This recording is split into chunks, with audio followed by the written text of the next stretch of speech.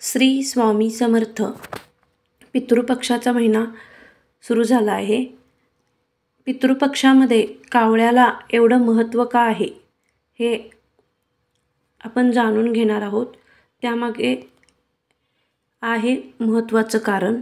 ते कोणतं कारण आहे ते आपण पाहणार आहोत. पितृपक्षाला सुरुवात झाली आहे.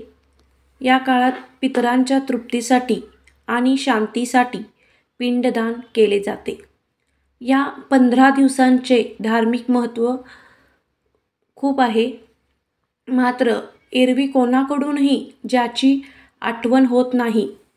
ज्या कावळ्याला अंगणात काव काव करताच लोक हाकलून लावतात, त्या कावळ्याला पितृपक्षात एवढे महत्त्व का?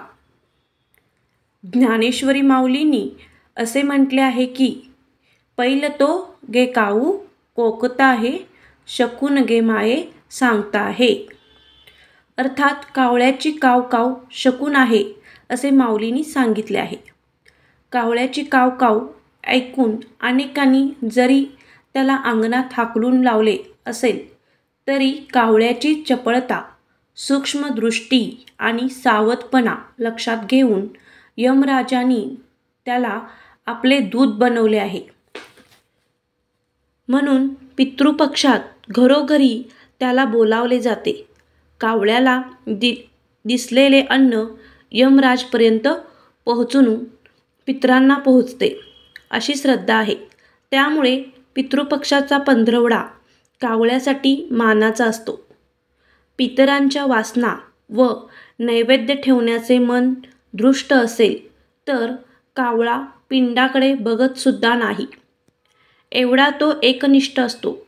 जेव्हा व्यक्ती त्याची चूक मान्य करून पितरांच्या इच्छांच्या पूर्तीची हमी देतो तेव्हा कावळा पिंडाला शिवतो अशी मान्यता आहे. कावळ्याच्या विष्ठेतून नकळत का होईना पण वड पिंपळासारख्या वृक्षाची लागवड होते. जे मिळेल ते खाऊन कावळा जगतो. श्री स्वामी समर्थ.